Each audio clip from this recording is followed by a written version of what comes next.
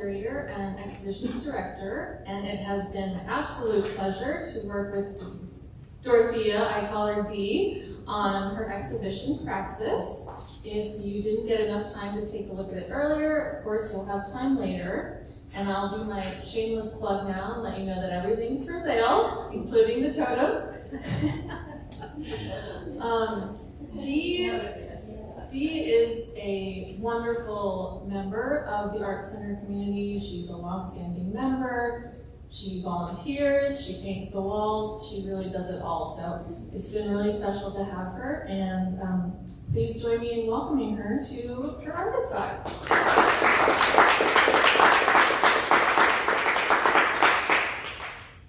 All right, so I know many of you know Dee well, but for those of you who may not, Dorothea, could you tell us a little bit about some of your first memories in creating art and maybe why those memories have stuck with you? Well, welcome and thank you for being here tonight. Early memories, let's see, my earliest memory would be going with my father down in his workshop and him handing me pieces of wood and a hammer and some nails. And so I was building very early on. This way? Got better? Close to So, and I used to get in trouble also at dinner time because I would always make sculptures out of my food at the table, and my mother got really angry about that. I'm sorry? I can see him getting in trouble. Yeah, that was it. And then as a child, I would play with my girlfriends, and they would want to play with dolls, and I didn't really care about the dolls. I just wanted to build the houses.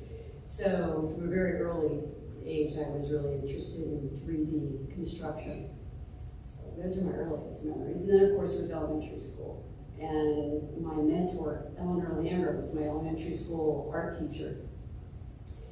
And I really got lucky having her as an art teacher because she used every kind of material you could think of. She brought in styrofoam in boxes, and we got to melt crayons, if you can believe that, at the table in elementary school. And we would melt the crayons and then do watercolor washes over that. And my mother was the school nurse, and Eleanor went to her and said, take that child's coloring books away from her. Do not give her paint by number. Just give her blank paper and pens and pencils and leave it at that. So, yeah, that was my earliest memories. And so in high school, you actually applied to the Philadelphia College of Art and were accepted with your portfolio. But your life took a little bit of a different direction. What was that detour like?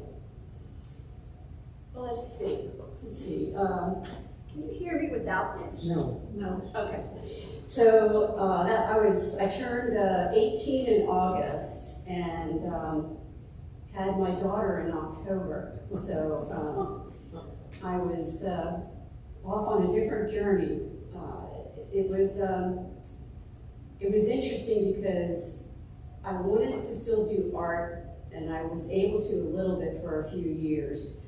I volunteered at a Montessori school, and I was able to meet people there who hired me to do portraits of their houses, if you can believe that. So I was painting a bit more back then.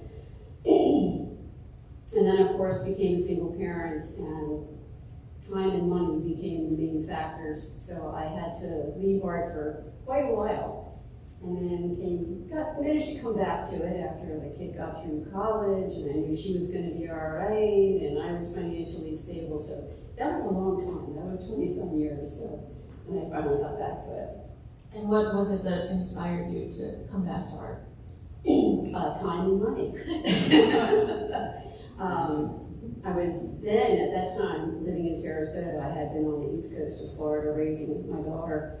And when I got to Sarasota, Ringling College of Art and Design was available, and I thought, well, I've got enough money now that I can do something other than just work. And I had the time, so I took a continuing education class. And I thought, well, I'm just going to do a drawing class, and if I have any talent left at all, I'll know if I can draw. It's at least a start. So through Ringling College, I found out about Wild Acres, which was a summer retreat that they did in North Carolina. That's where I found ceramics. Now, I had done ceramics in high school, but never really done it full time. So when I went to this retreat and we got 50 pounds of clay, if you can imagine, to make work out of for a week. Now, it's hard to do a 25-pound bag of clay in a week. So we worked 24/7, and I was the happiest I've been in a very long time. So when I came back from the retreat, I said, once a year isn't enough. And I was talking to Robert Anteville at Art and Frame in Sarasota. He told me about Carla O'Brien here in the second row. And I went and found her shop, which used to be on Washington Boulevard. And that was my beginning. That was the 90s, mid-90s. We've known each other for 20-some years. Yeah. What do you think it is about ceramics that draws you in? As a fellow ceramics nerd, I can relate, but maybe some in the audience don't. Well, I like ceramics because as a material, it's malleable.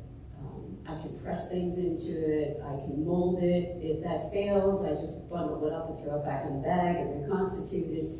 So at the beginning of the process, it's very forgiving.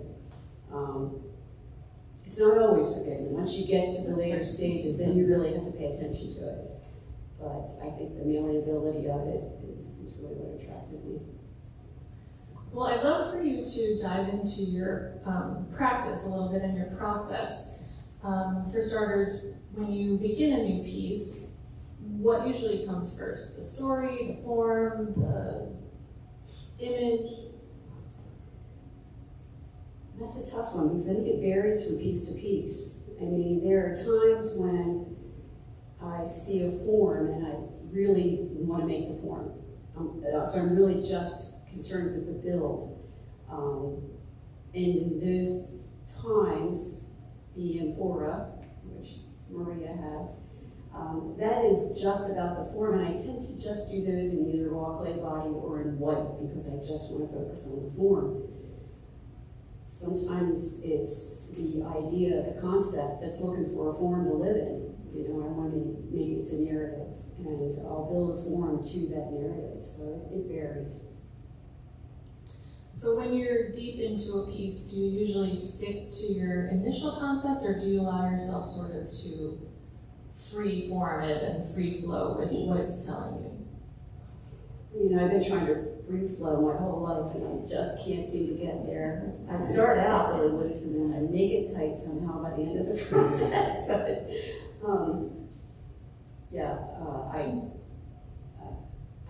I try to be loose and free with the idea, but I think that gets back to the title of the show, and that is basically that anytime you start making something, no matter what it is, it can be a cake. If something goes wrong with either the materials or something else, then that's going to determine the outcome. So it's a combination. You definitely do have some experimentation going on, and definitely a lot of playfulness. You have included cat whiskers, beads, wheels into some of your pieces. What role does this thought of play and joyfulness come in? Well, I think play is really important, and I don't think it's just for kids. I mean, I'll put rattles in a lot of my closed forms because I think it's fun to shake them. And I think there's nothing funnier than a pair on wheels. I mean, why wouldn't you laugh about that? So I think play is restorative, both physically and psychologically. So maybe it's for me sometimes in the studio. The smaller pieces were towards the end of the process, and so that gave me a little relief from the seriousness of the other larger forms. So I think it's fun. You mentioned briefly the title of the show, which is Praxis, and by definition that means the process by which a theory, lesson, or skill is enacted, embodied, realized, applied, or put into practice. And I'm just wondering, among other fields, practice is also a recurring theme in philosophy. So I know personally that you're very well read and you look into different things, but can you share with us your thoughts on the title? Okay, don't tell Christina I said this. That was between us.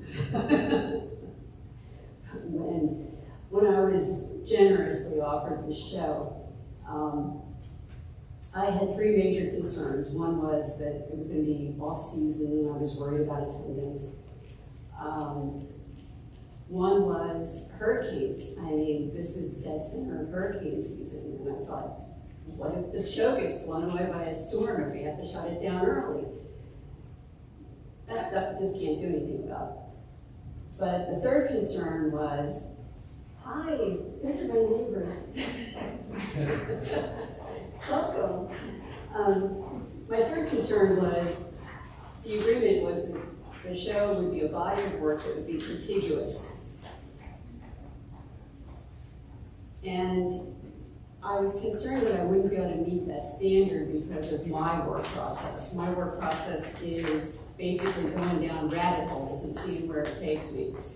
So, in other words, I don't work in a single body of clay and I don't work with a single type of glaze. I am more conceptual and don't do functional work. So I wasn't confident in myself at the time that I'd be able to satisfy that requirement. So the name of the show came to me that it would be close enough to my process in working and give me the freedom to just do myself while I was making a body of work for the show. So that's where that came from. You mentioned a little bit of stress going into it, but I think you handled it very well. Did you have any sort of plan or goals when you started making this body of work? I think it developed over time. I can't say enough in gratitude to my friends, my neighbor, the clay community. I mean, I talked this up a lot because I was really uncertain of where I was going to go and how I was going to build the work. And I needed feedback to say, like, you know, when you think of my work, what do you think of? What appeals to you? And so that kind of helped me go down the path of creating a body of work for the show. Well, the show has an amazing balance between functional work and sculpture. And as someone who is only a sculpture person, I'm curious as to what drives you to create both of these types of work, and do you prefer one over the other? I don't know that I have a preference. And I guess that brings me to a conversation about dividing a piece of work into functional and sculptural, which I do on my website. And to me, you know, functional is like, you know, will it hold water? You know, that's functional. But I got to thinking about it and I thought, well, just because something doesn't do something, like what if it's just a beautiful form?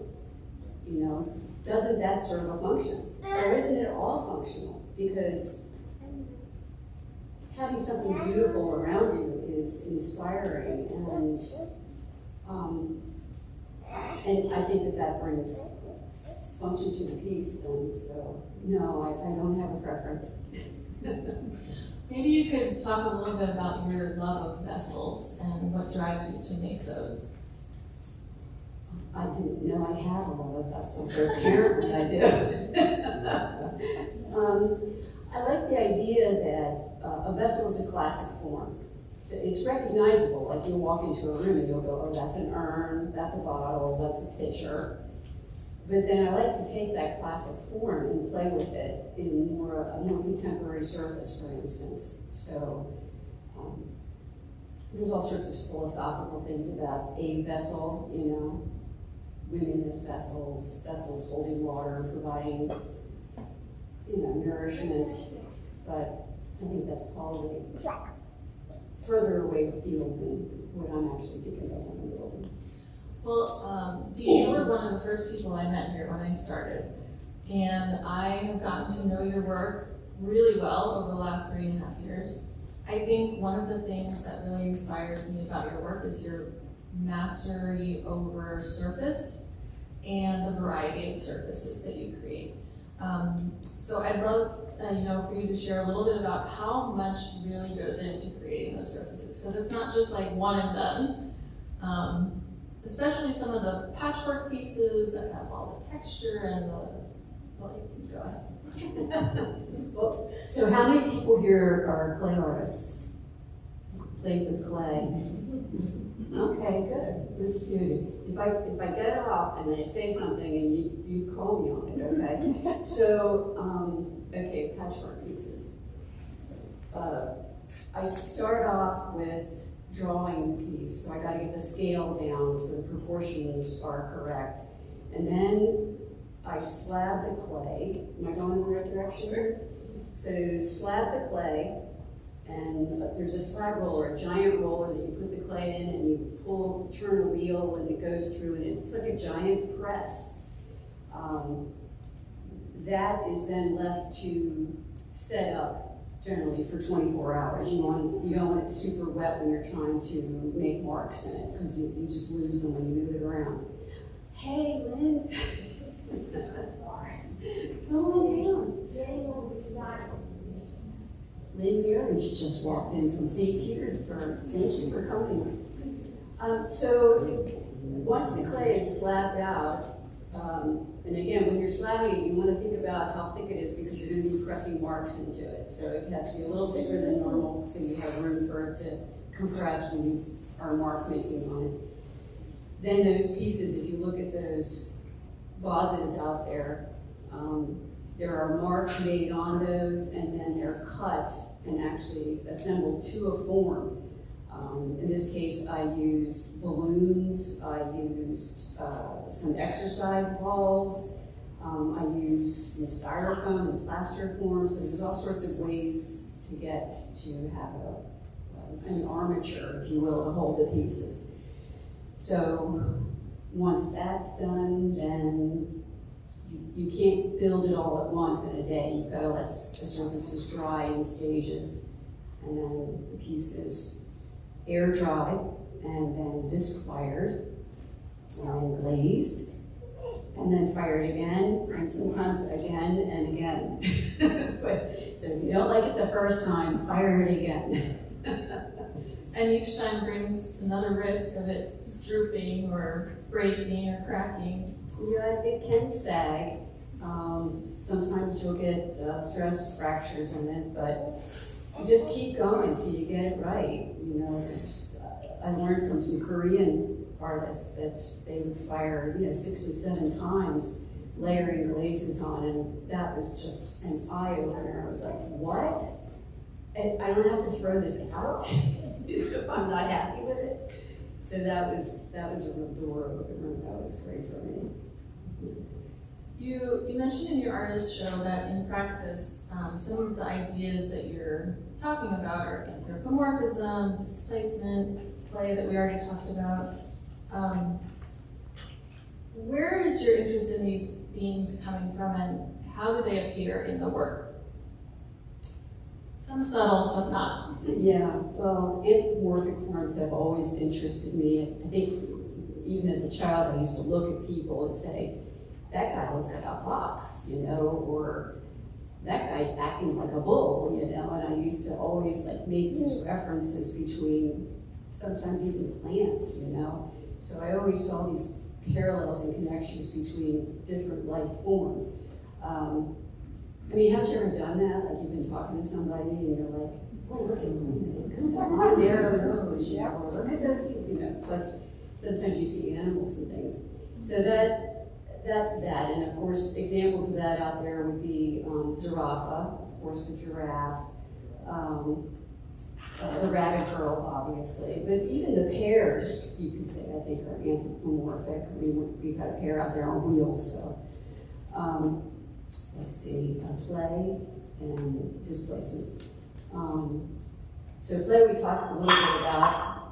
I love taking ceramics and either making them interactive by making them into rattles or putting them on wheels or just juxtaposing things in situations that you wouldn't expect.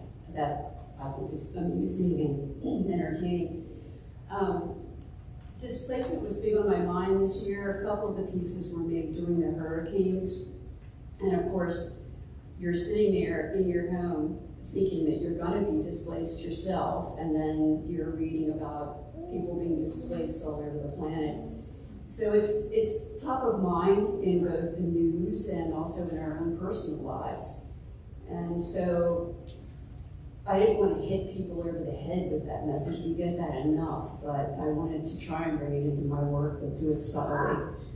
And those pieces would be represented by, the places we've been, in the neighborhood is another one. And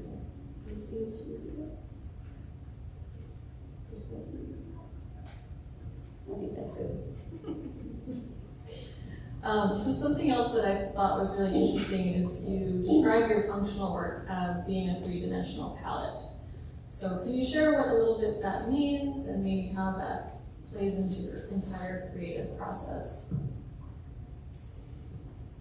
Well, my functional work, as I say, I don't think of my functional work as like pottery, production pottery for everyday usage. What I think of it as is a blank canvas for me. I do like to paint. I do like to do photography also. So that's an opportunity for me to break my brushes out. I can play with color. I can play with layering glazes together. So sometimes they turn into a big test surface for me for my glazes. And sometimes they work out, into actually a presentable form. But so that's more along the lines of functional for me than clay as a palette. So. Well, I'd love to dive into some of the specific works in the show. I know you don't want to give everything away, but maybe you could talk us through Dressed for Battle, 437 Days. Let's see, are we talking process or surface? Concept. Concept, okay. So, For all of you above. all right, this is a little bit of a ride, so just go with me here. So I'm in North Carolina at an apple orchard, and I find this piece of packaging on the ground, a pile of them actually, because they were used to separate apples within the bins. So you've seen those, they're kind of a purplish color sometimes, and it's cardboard. And I was like, I really like that pattern. I don't know what I'm gonna do with it, but you'll find if you're a ceramic artist, everything you look at, you're thinking it's gonna work somehow in your clay studio. So I drug this thing around with me and brought it back home from North Carolina, and it sat on my shelf for years. And then finally I was like, I'm ready to play with that. And I had the show coming up, so I was like, okay, you've been thinking about this thing, now's the time to do it. So it was an opportunity to pick this thing up and go with it. So as I was laying, again, slabbed clay on this cardboard surface and working it into the surface, it became very feminine to me. I mean, you have the shape of an apple, and it became feminine, a feminine surface to me. And because of that, I started thinking about what did I want to say about this? Don't go forward with this piece unless you've got something to say. A couple of years ago, I decided I was going to make less and say more, so I wasn't going to bring anything into being unless it was actually worth talking about. So I started looking at the pay gap between genders, and having stood on the line for the ERA amendment myself, I went back and started looking at that, and that's how the piece developed. It became about the wage gap between men and women, specifically in the United States. But so as I studied that, the form started developing into what it was going to be, which was going to be a feminine form that was, there's an interiorness and an exterior to it. So the exterior was metallic to show the concept of knowing you're not getting paid the same amount, but you've got to go to work anyway. And you go out there and you just do it and you put up with it and you hope things are going to change. The inside is more of a flesh color to show the interiorness of this vessel. And then the top, which is a repeat of the rectangular bottom, actually mimics a piggy bank where you would drop a coin in. So that's the long story behind that piece. I mean, I think it's awesome. When I saw that piece come in the gallery, the resonance of the glaze on the outside was just so strong and really presents this super strong form with the angularness, and I just think it's really successful. Thank you. That was fired 3 times. The glaze fired 3 times to get it where I wanted it, so. So on another sort of end of the spectrum, you mentioned briefly Zarafa, which is a historical story about a giraffe's journey to France. So where did you first come upon this story, and what inspired you to transform it into a narrative in clay? Well, I was interested in giraffes. It was like 94, 95. And I was researching giraffes and, like how many species are there and how do you tell them apart. And then I came across this book, and that was it. That was the rabbit hole I was looking for. So I read the book, and then I've got to immortalize this story in 3D because it's such an amazing story. The story starts in the 1600s, so it's a quick read. I would encourage you to read it, but yeah, she journeys from Egypt to France, and she's a gift to King Charles for his menagerie. And it's a political gift because Napoleon had just invaded Egypt at the time. So the Ottoman Egypt was trying to make nice with King Charles, and so it's an interesting story about displacement again. But she was very well cared for, but she was separated from her people, her family. And the story itself is fabulous culturally. She inspired fashion in France for a number of years. People were wearing giraffe hats and they made fabrics to go with it. So it's an interesting story. Worth the time. Yeah, and love her ears too. She's very big ears. Thank you. So you can't go into the gallery, I think, without seeing the totem, the pièce de résistance, prayer wheel totem to planet Earth. Towers above some of the other works, creates a really cool shadow on the wall. Tell us a little bit about why that came to be and how you managed to actually accomplish it. Well, I couldn't have done it without this gentleman in the front row. He helped me lift some pieces, as did Kat, my neighbor. She helped me lift them in a kiln. I had to bring up a hoist, but anyway, I was inspired to make the piece because, well, go big or go home, right? I wanted to make a general statement about our concerns right now for climate change and the planet. I was reading a book called When the Earth Was Green. It was about the geologic progression of the Earth, starting with water, and then Earth, flora, fauna, and then the atmosphere developing as a result of that. I also like the concept of, okay, if we have concerns about these, when you go to a temple, you'll have a prayer wheel at some temples, and you'll spin that, and you'll make a wish or a prayer about whatever your concern is. And I thought I would incorporate that into the totem so each piece would spin independently. So one could go up and say, well, my main concern is our oceans. And you would just slowly turn the water wheel and make your prayer about that. So that's the concept for it. Now, I needed to move this myself. And I drive a Honda Fit, so anyway, I built it or designed it so that it could be broken down into pieces. And so I actually got that whole thing into my car to go and have it powder coated, and I was able to move the pieces independently. Yeah, so that's how it was built. I went to Granger with a drawing and walked in and said, hey guys, I want to make this 10-foot totem, and I want it to have 5 spheres on it, and I want it to spin. Got any ideas? And they were wonderful. And Alvaro Steele, I mean, the guys there really jumped onto the project. They were really encouraging and very enthusiastic. So I can't say enough about the local people either who, just helped me with this, helped me take the concept and make it real. And I know, because I'm very privileged to have been in your home before, that you have another totem at home. But do you see this sort of monumental scale being something you continue? I do. I think I can do even better with the bearings. I think that One of the gifts I got the night of the show was someone come up and saying, "We could put lights in these. We could pierce these and put lights inside of them." And I'm also very influenced by Isamu Noguchi, is that correct? I love his work. I love the monumental pieces of stone, and I think I could bring that to ceramic and actually maybe do some more abstract forms in the future. Before we leave the prayer totem, could you tell us just a couple of the imprints that are on the fauna?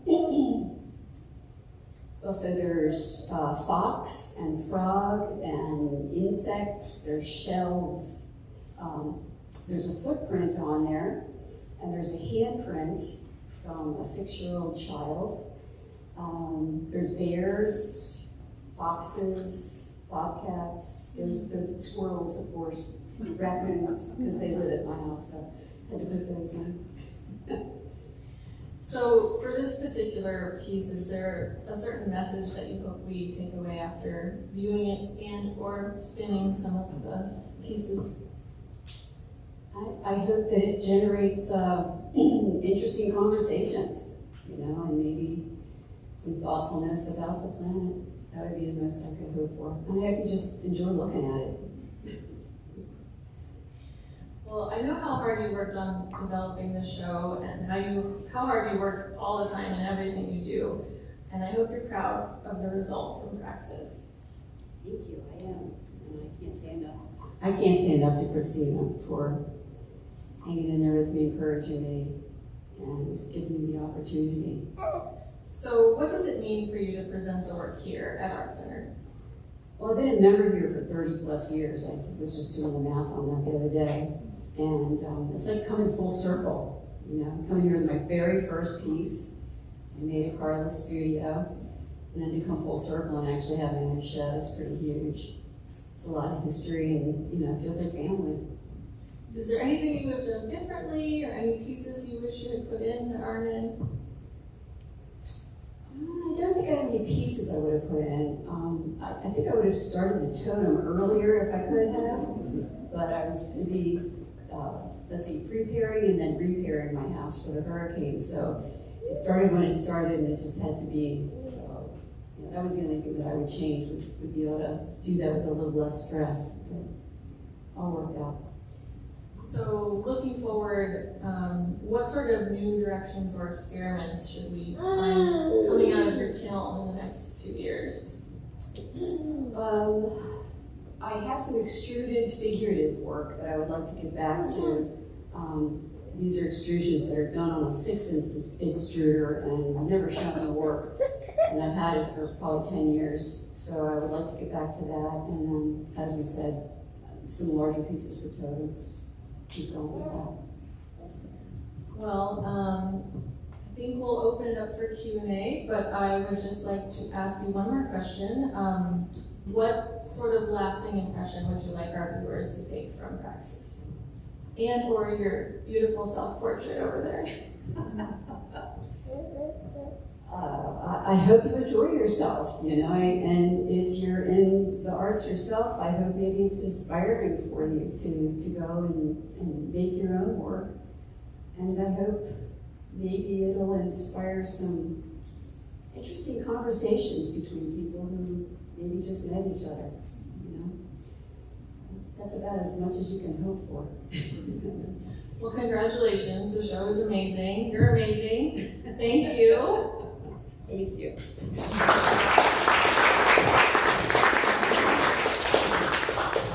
Anybody have any questions for Dee? When I was at the Philadelphia College of Art, there were faculty like Edna Andrade. I don't know if you ever had Edna. She was particularly to sketch shapes and sculptural form. And was there somebody there that was particularly informed from that faculty? No, I actually never, I got the portfolio accepted, and then I never got to attend because I had somebody to take care of.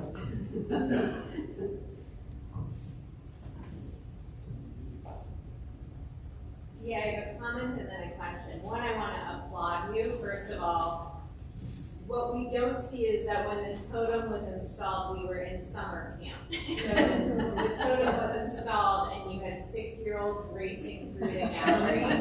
So your patience and focus should be applauded. So thank you for that. Thank you. What I want to drill down and ask is about your feelings. So when you installed this show, you said, I've lived with this work for so long.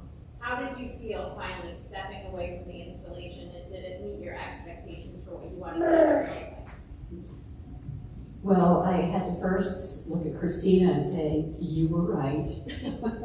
It was enough work. I was terrified I wasn't going to have enough.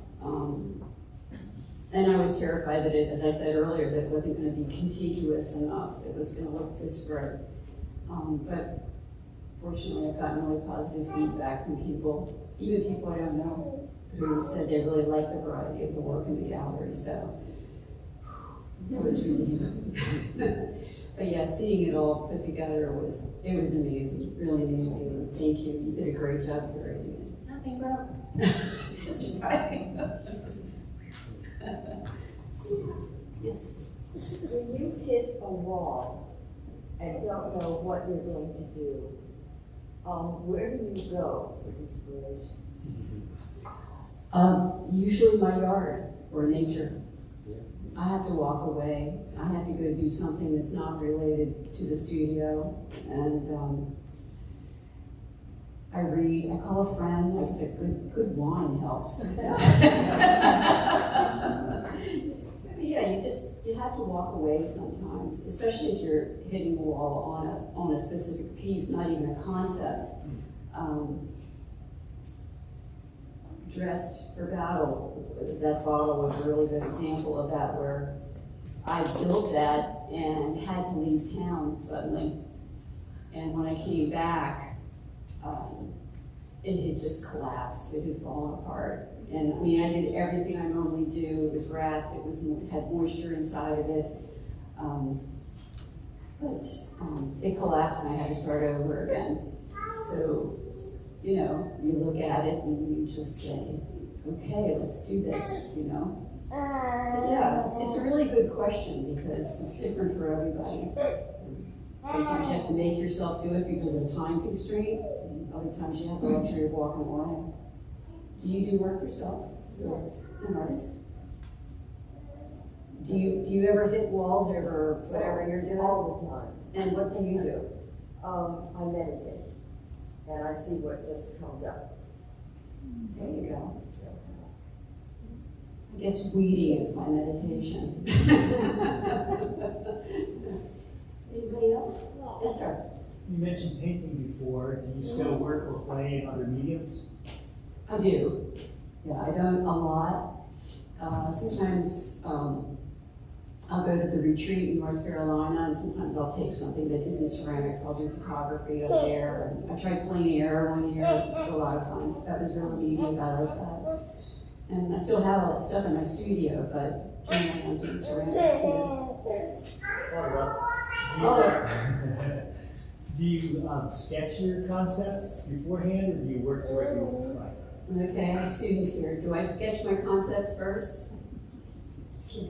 Carla? You know I do, yeah. Yeah, I always do because you've got to get the volume right. And I mean, I didn't used to when I first started. You know, we love to go like, wabi-sabi, we're just going to try it and see. And then you learn, like, you got to do it 2 and 3 times to get it right. If you draw it first, you get your volume right to begin with, you're closer to start with. So. Pursuant to the faculty mentor question, here at Ringling College, did you have a particular professor that was inspiration? It was continuing education, and the young lady that I worked with is no longer there. She was just there for something. But it was a drawing class, and I mean, you can't beat the campus. It's a wonderful campus. So I'm sure anybody that's there is very well qualified. Lynn Merrick, she's right behind you. She taught me about narrative work and raku, so I learned a lot from her too. Anybody else? I have a question. You love raku, and I do not. Not that I don't like what it comes out with, but the process, it's not my thing. So why do you love that process so much? Well, I think that playing with fire is awesome. And interestingly enough, when I was in high school in 10th grade, we were firing raccoon at the high school. We would fire and take the stuff outside and throw it in a sand pit and a bucket of water. And like I said, those were days. We played with fire in school. It was awesome.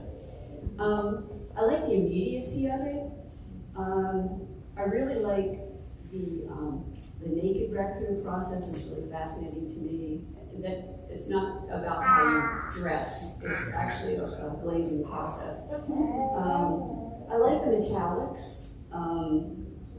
So I guess it's more the immediacy of it and the fun of the actual process itself. It's a group event, where everybody's hanging out, helping each other.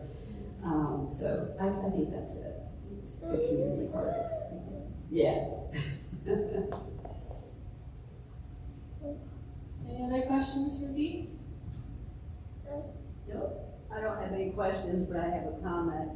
Dee is a fantastic artist, not only that, but she is a fantastic teacher.